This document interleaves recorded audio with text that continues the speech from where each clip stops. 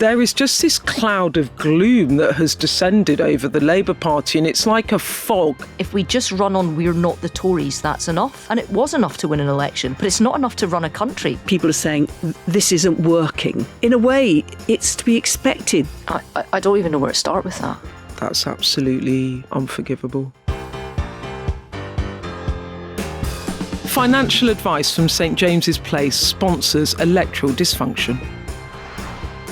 Hello and welcome to Electoral Dysfunction with me, Beth Rigby. Me, Ruth Davidson. And me, Harriet Harman. Now, we are counting down to Christmas. I've got my little advent calendar. I open it every morning. I'm so behind. But, well, Ruth Davidson, you better sharpen up your Christmas game. But the question I've got for you, because this is the time of year where I get all my politician Christmas cards, although the only one I've had so far is from Theresa May. But look, I think you two get really good Christmas cards from politicians because you've got loads of really important mates. So come on. Well, who's got what? Well, forget the Christmas tree in my flat. Forget all that's there and forget the advent calendar. Pride of place in your eye line when you come into my flat is my Christmas card from Tony Blair and Cherie. And everybody's like, oh, look at that Christmas card. What's on their Christmas card? It's quite traditional. It's Tony and Cherie and two of the grandchildren. But you can then look at the furnishings and the curtains and the lighting. It's all, it's like a glimpse inside. And I look forward to my Tony and Cherie Christmas card every year. I think it was last year. I got one from Liz Truss. Which, given that's a collector's item. That is really a collector's item. But also, she hadn't really spoken to me for about a year because she was so fuming about an interview I did when she was PM. But it was quite nice. She was doing a snowball fight with her daughters. While we're talking Christmas, do please remember on Christmas Day that we've got some electoral dysfunction for you. We've got our Christmas Day Q&A special. So, perfect if you're recovering after your sprouts, if you're doing the dishes, if you're lying down in a darkened room and you need 20 minutes to yourself. So the questions that have been sent in so far are brilliant, really, really good. Stuff like, when was the Prime Minister last called in to work on Christmas Day? What does Larry the cat have for his Christmas lunch? These are the top political questions of our age, people, but you can still send them in. Send in more. The only thing I'm worried about is I'm trying to wind down for Christmas and now I've got to go and try and find this stuff out. I'm going to have to phone Downing Street and find out what Larry is going to have for Christmas lunch. I mean, I'm also very partial to Larry, I'm not going to lie. I was about to say you're like a cat fiend, you're like a cat lady. Someone in Downing Street told me he gets fed an inordinate amount of Dreamies because all the staff go in and everyone takes their Dreamies bags and he just literally hoovers them up all day, which is why he's a bit chunky. Well, there's still time to send your questions in. WhatsApp 07934 200 444 or electoraldysfunction@sky.uk. Parliament is still in business until December the 18th. And on this episode, we're going to look at some little manoeuvres that are happening in the Labour Party, which you might not have spotted, but we reckon could be telling us a good few things. And Brexit also part of that chat. And we'll also talk about Baroness Amos's report into the state of maternity care in England. You might have heard about some really horrendous experiences from women on the news this week. Now the Chancellor's budget's done, you might be wondering what it means for you, your family and your future. You won't be alone. There's lots to understand about how what she announced could impact your finances. If you're feeling like you need some help, know that St James's Place has a national community of advisors that offer one-to-one financial advice. A St James's Place financial advisor can help you with your plan for the future, empowering you to make confident choices around your family finances. Visit sjp.co.uk to find your one-to-one financial advisor. St James's Place representatives represent only St James's Place Wealth Management plc, which is authorised and regulated by the Financial Conduct Authority. SJP approved 21st of October 2025. Right, Beth, why don't you start off? Because you're going to tell us about the cabinet meeting that went on earlier this week. They always happen on a Tuesday morning because there was a new face that's being pitched as a regular that's going to be there all the time going forward. Someone pointed this out to me this week at one of my many Christmas parties that I've been soireeing around to. There is a new regular face, and it's the Minister for the Constitution and European Relations. It's Nick Thomas-Symonds. Now, until this moment, or the past couple of weeks, he wasn't part of full cabinet, but that's changed. And the reason I'm interested in this is someone alerted me to it, actually, rather, because they were making a point about why was he attending cabinet. Now, there's a couple of things going on. It's something about, of course, Team Starmer and Europe, and you'll have seen that the Prime Minister in that post-budget speech made a big point of saying we need growth and we need closer ties with Europe.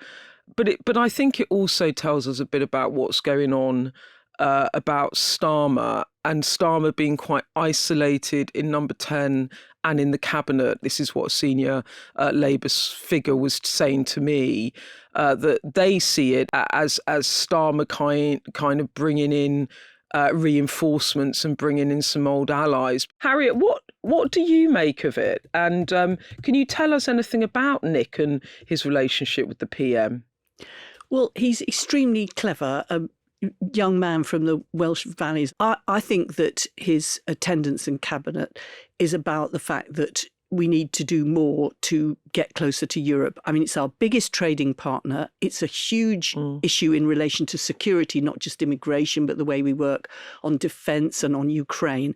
And I just don't buy this stuff about the fact that Keir needs to have his friends there at cabinet. You know, he's got friends and allies all round the cabinet table. I think that's an overinterpretation. I think it's because they want to really step forward on Europe, particularly trying to improve trade relations and get friction out of trading between the UK and the rest of Europe. And Nick Thomas-Symonds has been working on this, for the best part of a year. So it's right that he's sitting at the cabinet table where all the other cabinet ministers who are involved in cross-channel issues are there. On the policy of it, I just want to touch on this because Nick Thomas-Symonds has done an interview with Anne McElvoy from Politico, and she also does politics at Sam and Anne. So if you listen to that Sky News podcast, you'll know Anne quite well. She's great. And she interviewed Nick and asked him about what's going on in terms of the relationship with Europe. And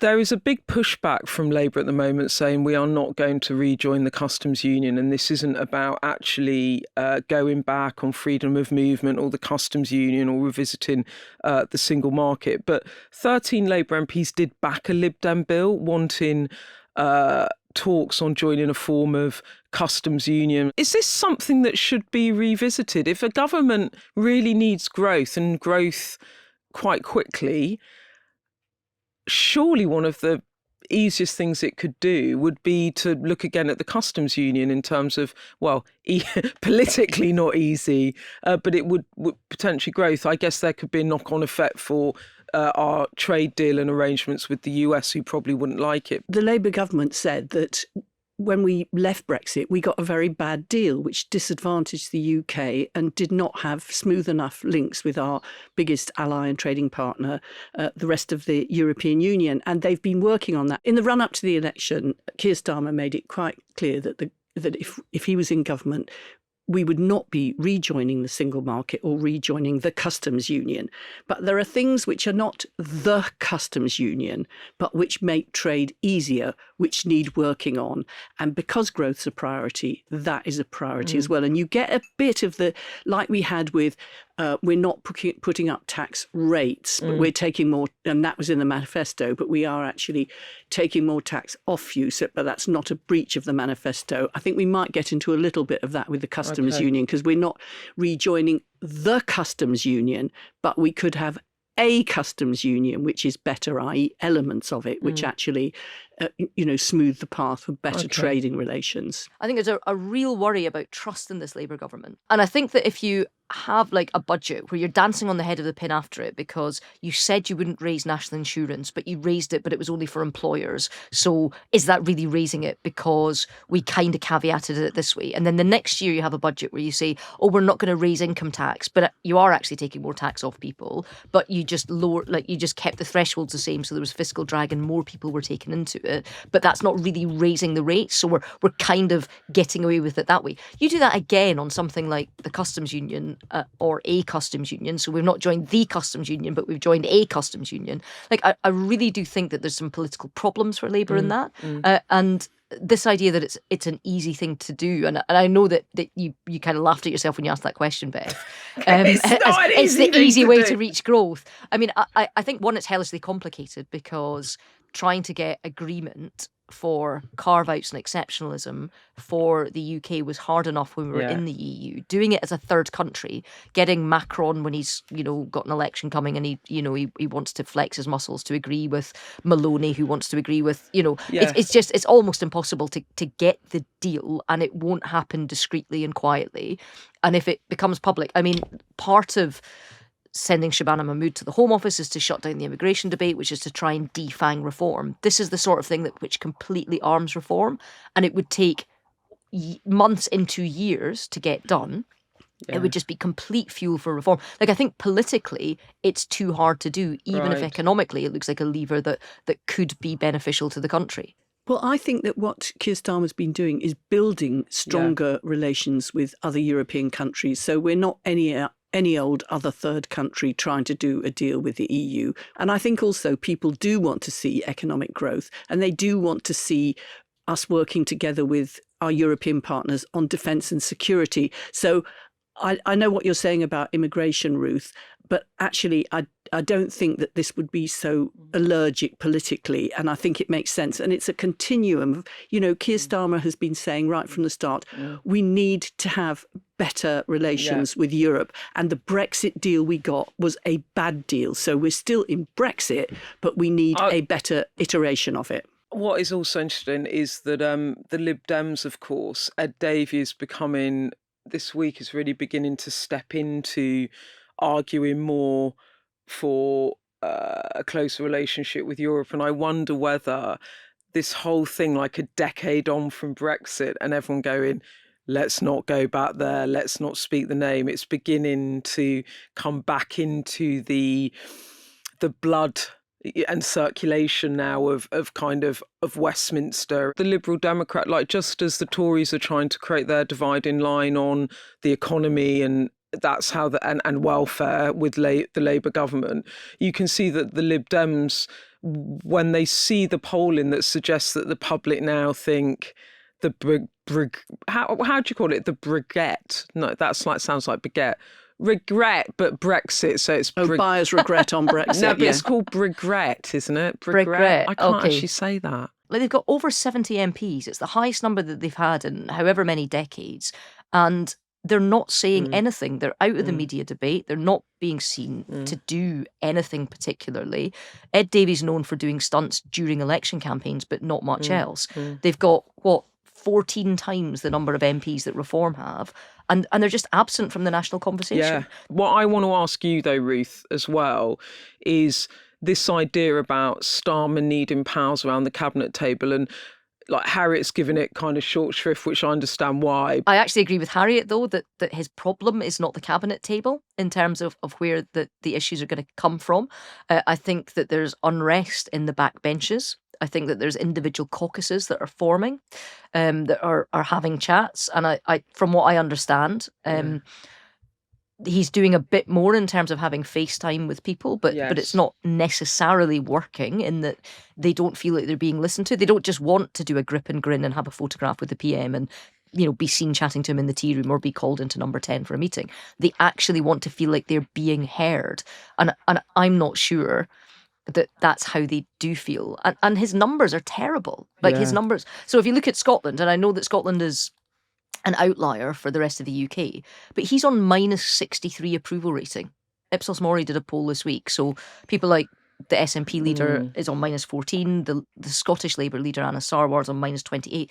-63 is awful. The very worst that Boris Johnson got, unbeloved in Scotland, at the height of all of the shenanigans, was -64. So we're in Boris Johnson territory. Yeah, that is for a quite Labour Prime Minister. I have picked up in some conversations that there is a sense of people who are loyal to Starmer feeling that in the new year they need to kind of begin to fight back a bit. So I think there is a bit more of a support network building, but swirling is the word I would use, of activity and anxiety and noise and just activity and noise in Westminster at the moment. And there's a sort of few things about this. The PM is much more engaged with the PLP. This is what I'm being told, that there has been a shift at Downing Street post the budget,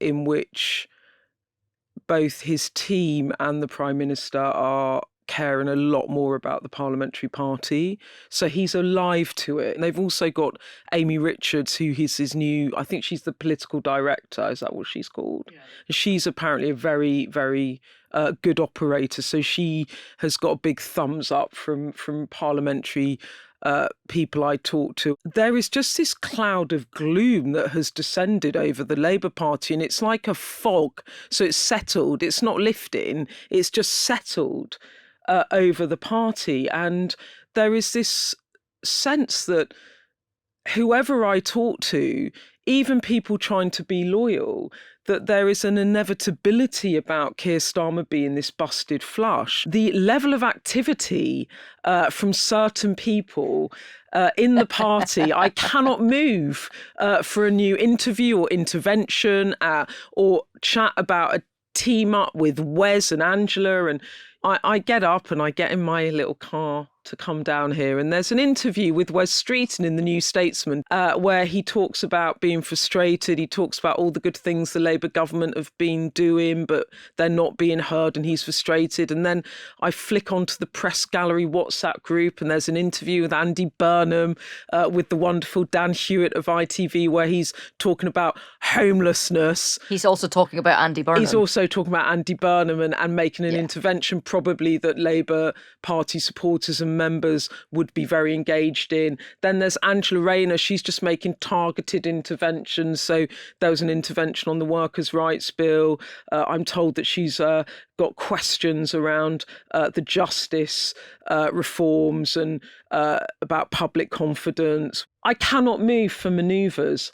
I mean, I'm literally boxed in by the amount of manoeuvring. They're phoning you directly, aren't they? Like you're getting invites for chats and dinners and all sorts. What I'm getting is enthusiasm. There is more activity of people in cabinet and other ministers that want to talk a bit more about their portfolio. They want to do interviews. They want to come on the pod. They want to talk about their policy areas. They want to do a bit of filming. It's great for me. It's going to be great for business in 2026 for me, because I'll get loads of content. But that's because people are sensing that things are fluid and they want to platform themselves more. And there is such a massive change. You're far more informed on all of this than me. This is just all my tittle-tattle I'm picking up. Well, I think is undoubtedly an air of really things being unsettled in the Parliamentary Labour Party. How can it be otherwise when the opinion polls and what's being said on the doorstep is so incredibly negative about the government? And this kind of strikes into the heart of MPs, because when you're an MP, you're there because of your constituents, not despite your constituents. And if your constituents are hating on you, you feel terrible about it. And so it creates a very low and unsettled mood. But this thing about people are saying, this isn't working. In a way, it's to be expected that the change that the Labour government came in to do, which is to dramatically improve public services and to really grow the economy, you wouldn't expect it to be working after just 18 months. So you've got MPs very, very worried, but you haven't got a consensus around an alternative leader, and you certainly don't have an alternative agenda. But there's too much kind of activity and noise. And in the past, like when Tony Blair was ragingly popular, you still would have big cabinet figures going around the country, speaking out and, attracting attention. But it wasn't seen through a lens of the weakness of the Prime Minister. So it's the interpretation. And then added to that, you have this kind of weird thing of Labour Together, which was a kind of sort of Morgan McSweeney kind of Keir Starmer supporting organisation, sending out a questionnaire asking people who they want for his successor. And that is absolutely extraordinary. But I think that when I hear talk about a fight back, that does worry me, because there's no way the Prime Minister could or should be doing a fight back. You don't want to fight with the Parliamentary Labour Party. You want to give them leadership. And you don't want to fight the public. You want to give them inspiration. So I don't think it's like the Prime Minister against the world. It's about the Prime Minister stepping forward and showing leadership and doing inspiration. That's what people want more of. The PLP is absolutely tying the Prime Minister's hands behind his back, and he is letting them. So there isn't a vision, there isn't a mission. Yes, they don't disagree with what he's doing because he's doing technocratic managerialism. And it's not about the fact that he's doing these great policies that the Parliamentary Labour Party wants to follow. He's triangulating his policies to what the Parliamentary Labour Party already want. And I think that, leadership is very different from appeasement, and appeasement will only take you so far before they get rid of you. And the problem I think that Labour has completely stems for the safety of their election campaign, which was, if we just run on "we're not the Tories, that's enough." And it was enough to win an election, but it's not enough to run a country, because you've got to tell people where you're going, how you're going to get there, what the country's going to look like in 5 years, get on board and come with us. And he's not done any of that. He's a dud. So he's not even making up for the lack of vision, articulation, etc. And I think that's why you have people that are running off and forming mini caucuses and having a talk about it. And in the last 3 months, the window has utterly shifted from if he's going to get a bit better, if they're going to be a fight back before the elections, if all of these things happening.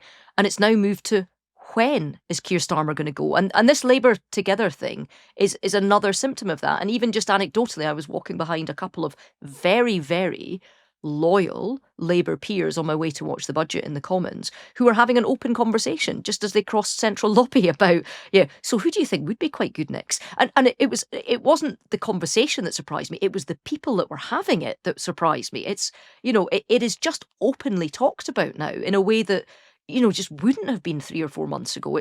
The shift is, it happened imperceptibly, but it has happened. And I don't think you can go back from that. This idea that Starmer is a busted flush, or what Ruth was saying, that there has been a mood shift and a paradigm shift actually to kind of, let's reset and try and recover this, to, is this salvageable? What do you think of that in terms of your many, many years experience in Labour, but also in governments, and seeing prime ministers on the ropes and seeing prime ministers with momentum?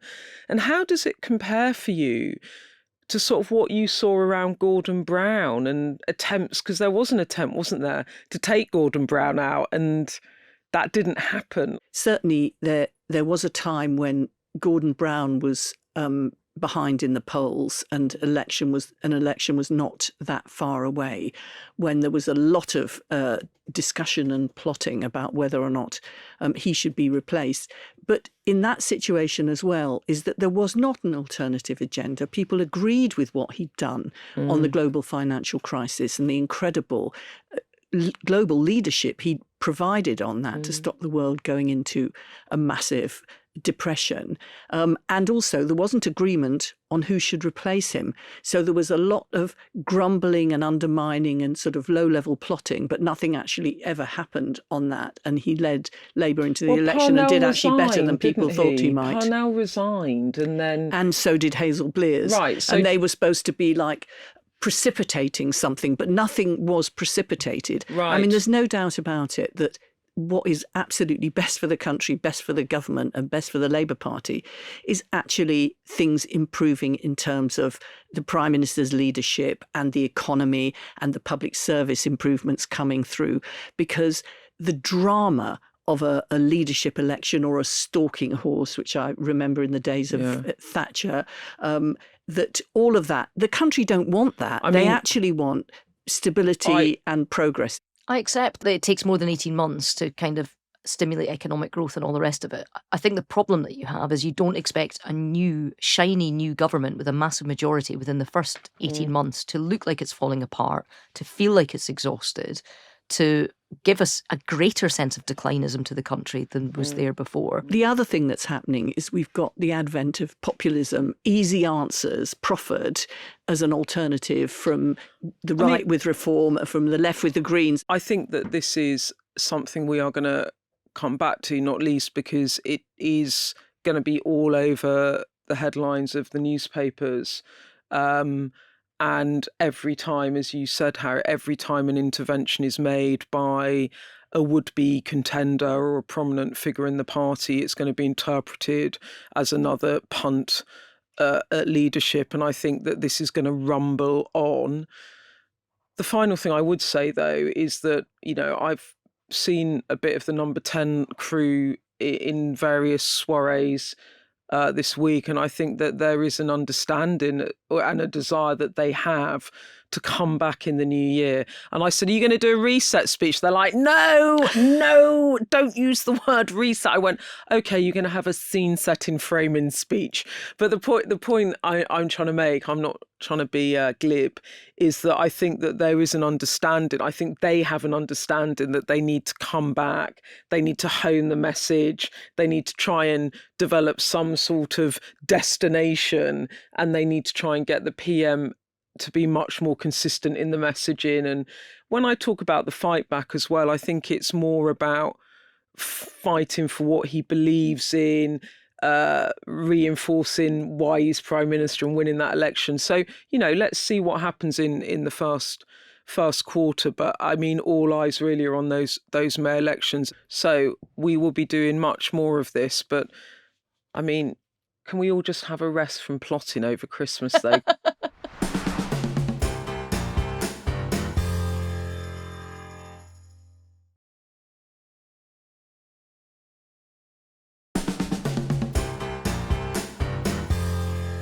Okay, we're back and we want to talk about Baroness Amos's report into maternity care in England. You might have caught some of the story on Sky News this week because we've done quite a lot of investigatory work into this because as a channel, and there have been some really distressing details that have emerged in that report and obviously in the findings so far from the National Maternity and Neonatal Investigation led by Baroness Amos, and it was commissioned by the Health Secretary, Wes Streeting. Well, there were stories of dirty wards, some patients left in their own blood, also women who had lost babies being put on wards with women who had newborns with them. The report also talked about a real lack of empathy from some of the clinical staff when things went wrong, leaving mothers feeling blamed, feeling guilty. There were examples of black women feeling discriminated against, also people from working class backgrounds, people with mental health. They were also picked out as people that received discriminatory care or were perceived to receive discriminatory care. It was pretty damning. And the full report is coming out next spring, and we're going to hear from a couple of people. Lots of you have messaged in. We asked for your stories. Thank you for sending them.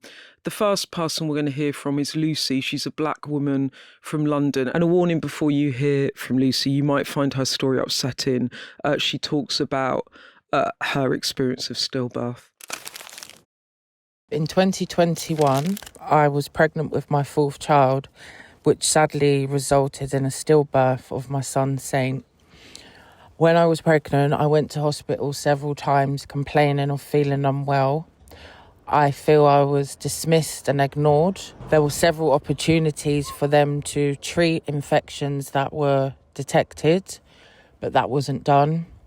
I feel I was treated very poorly in my pregnancy, and my son's stillbirth could have been avoided.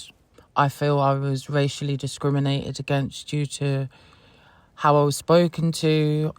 A bereavement midwife had mentioned about the smell of my hair because I wear my hair in long dreadlocks.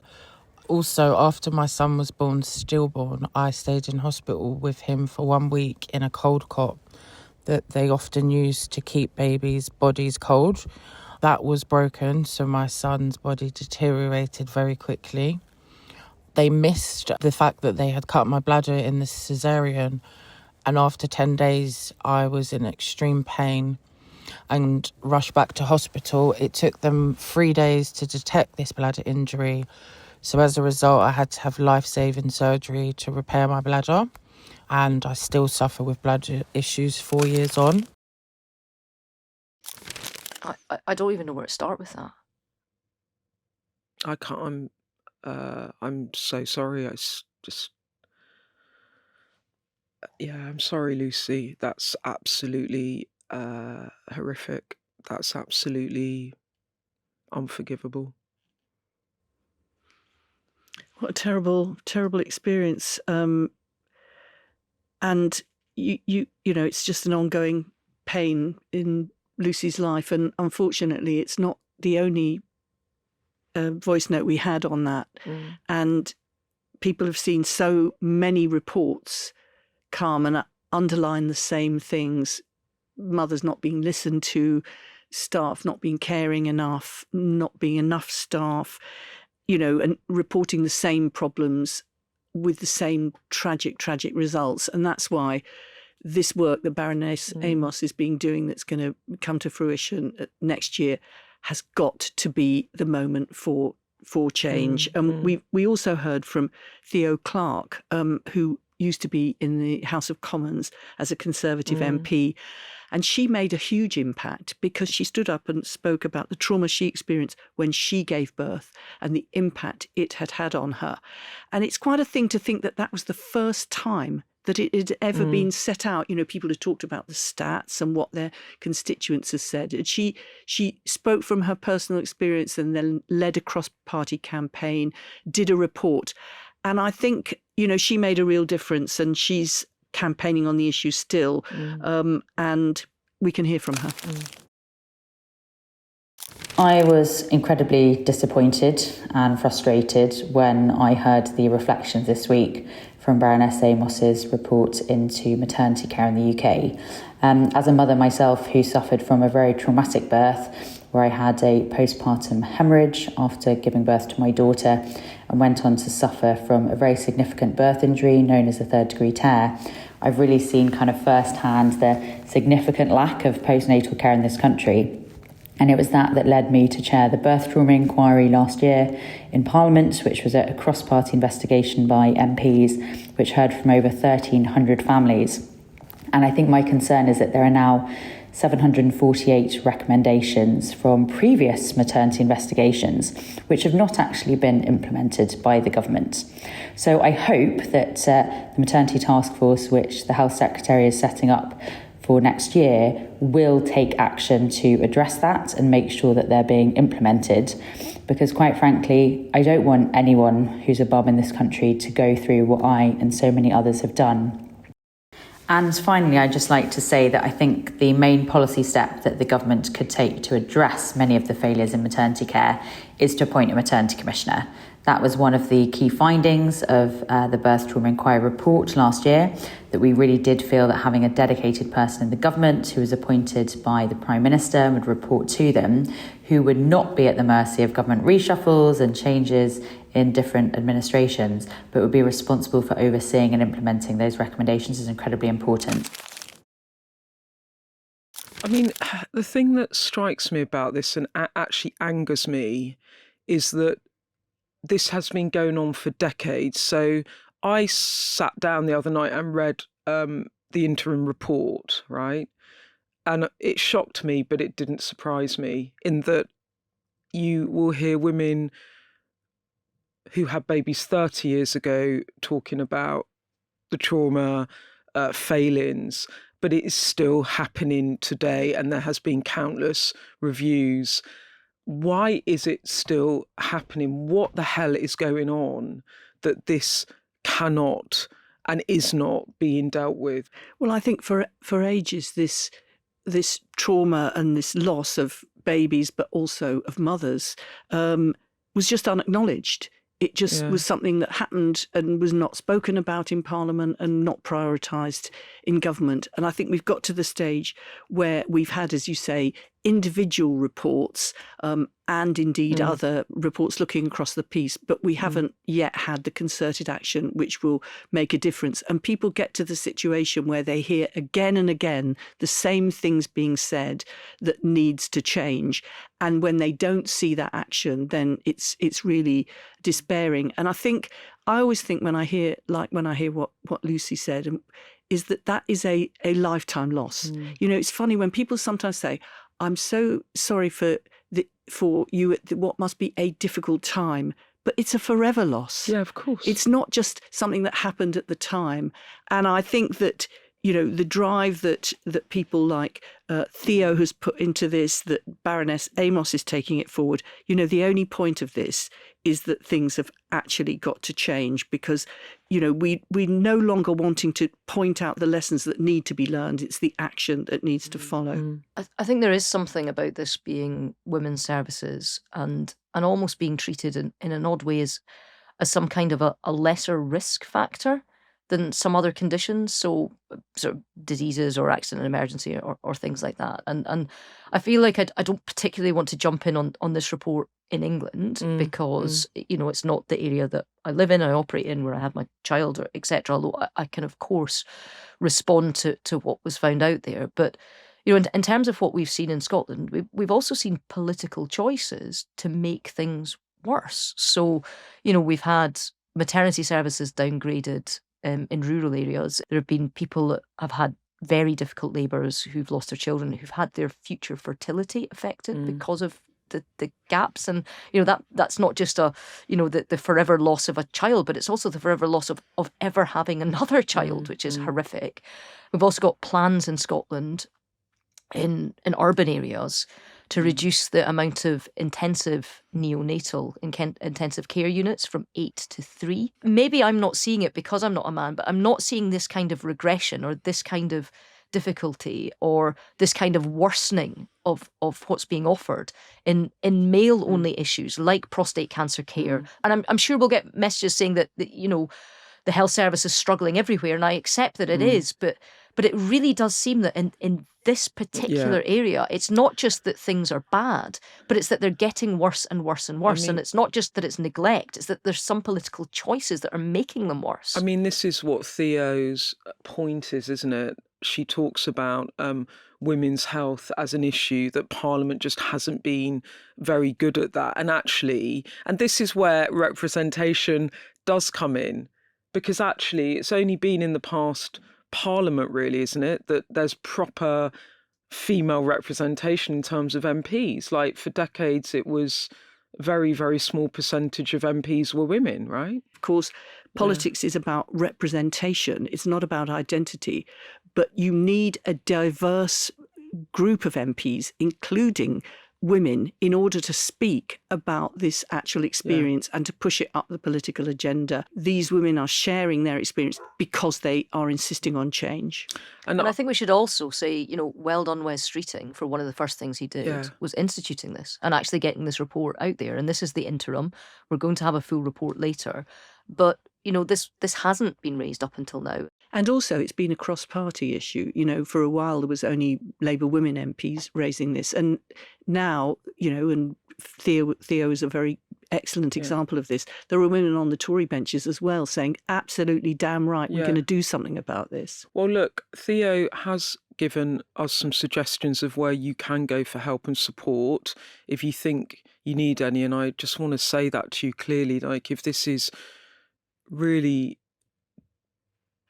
affecting you and it might be really hard to listen to this as well, to all of you out there that have had a horrible experience. Theo does do her own podcast about this, and all of the details are in our show notes, so you can find that. And I also just want to say, we put out a message only yesterday asking for people to send in voice and write to us, and we've had dozens of responses, and I just want you all to know we can't read them all out, but we have read every single one. Absolutely. We have read every single one, and I just want to say to you all, thank you for sharing that.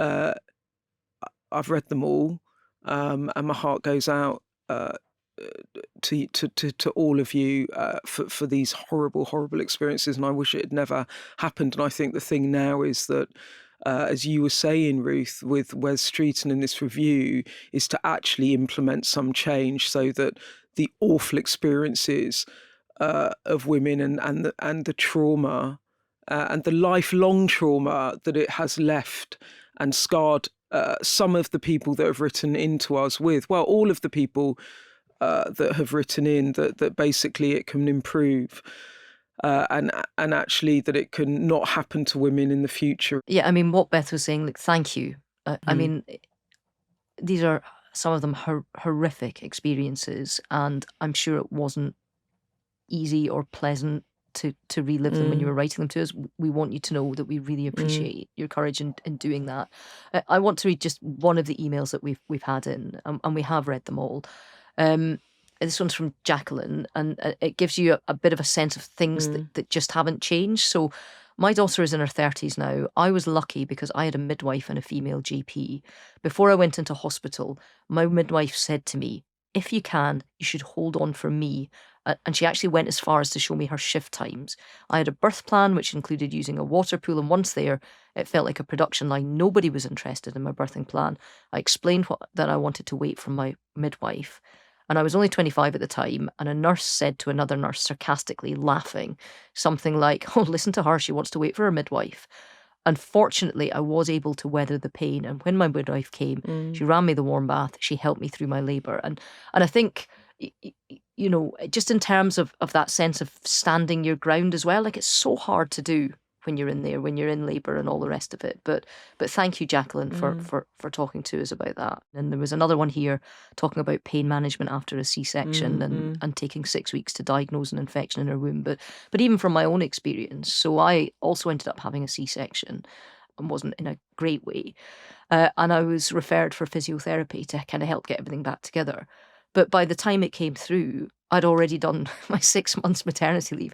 I was already back at work and working full time, and I couldn't. Like, I couldn't access anything because they couldn't put stuff in place for the time that they needed it. Now, it wasn't that it wasn't then offered to me after the point at which it was needed, but it also couldn't be accessed. So, I mean, tiny little thing, but even in the case of just kind of getting some of the basic-y bits right. There is so much clearly avoidable trauma that is happening to women because this stuff is not being prioritised, and it's not being improved, and it's not good enough. And it's women's big interaction with an experience of the healthcare system. So why shouldn't it be that the government's priority is getting GP appointments down, getting waiting lists down, and also sorting out maternity services? Why shouldn't that be number 3 on the agenda? There's people out there that when they will listen to this, and it's a small number and it's getting smaller, but they come out with the whole, oh yeah, but you used to remember that women used to give birth while they were tending the fields and they'd strap them on their back and they'd keep going. So what are you moaning for? Yeah, exactly. And do you know what? We used to do amputations on the battlefield with people having to bite down on sticks or leather straps. Modern medicine has evolved. We deserve to have this. We deserve to be treated. Our bodies deserve to be treated. Our unborn children deserve to be treated with the same respect and investment and care and progression of how we treat people as any other condition out there. For me, from my experiences, I found pregnancy for my son, certainly, because there were quite a lot of complications because he was a big baby. Then they thought I had too much amniotic fluid, sent me home on a bank holiday weekend, and I spent 3 days thinking, did he have a hole in his trachea? Because that's sometimes why you have too much amniotic fluid. And I just lost my mum, so I couldn't phone my mum. But my Aunt Rita was a was a nurse, had been a sister on a ward, and she was brilliant, like trying to reassure me. But, they just sent me home and come back in 4 days' time and we'll do some more tests on you. And I was beside myself with worry, just not knowing. And I think if the baby was okay, and I think that this is the thing that is forgotten when people, the joy of having a child and the joy of giving birth, and it is such a joyous thing, but the anxiety you carry around, not knowing if it's going to be okay. And what you actually need is continuity of care. You need responsive care, and you need to be looked after, and you need to feel looked after. And every single woman has a right to that. I did speak to the Department of Health. I have asked them about the report, and I think what they are talking to me about is that there are lots of diverse views in terms of the maternity review about what should happen next. And there are groups of people campaigning and advocating that want a statutory inquiry. And then there are other groups that want changes, maybe reviews of small cases, but they actually want changes to be implemented. And I think